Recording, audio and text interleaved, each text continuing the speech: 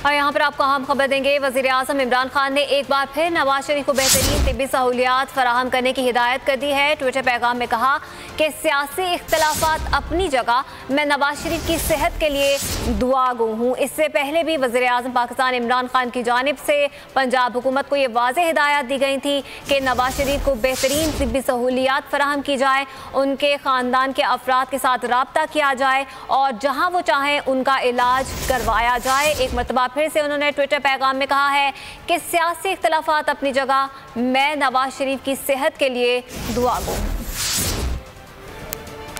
और यहाँ पर आपको अहम खबर देंगे। वज़ीर-ए-आज़म इमरान खान ने एक बार फिर नवाज शरीफ को बेहतरीन तिब्बी सहूलियात फराहम करने की हिदायत कर दी है। ट्विटर पैगाम में कहा कि सियासी इख्तलाफात अपनी जगह, मैं नवाज शरीफ की सेहत के लिए दुआ गो हूँ। इससे पहले भी वज़ीर-ए-आज़म पाकिस्तान इमरान खान की जानिब से पंजाब हुकूमत को ये वाज़ेह हिदायत दी गई थी कि नवाज शरीफ को बेहतरीन तिब्बी सहूलियात फराहम की जाए, उनके ख़ानदान के अफराद के साथ रब्ता किया जाए और जहाँ वो चाहें उनका इलाज करवाया जाए। एक मरतबा फिर से उन्होंने ट्विटर पैगाम में कहा है कि सियासी इख्तलाफात अपनी जगह, मैं नवाज शरीफ की सेहत के लिए दुआ गो हूँ।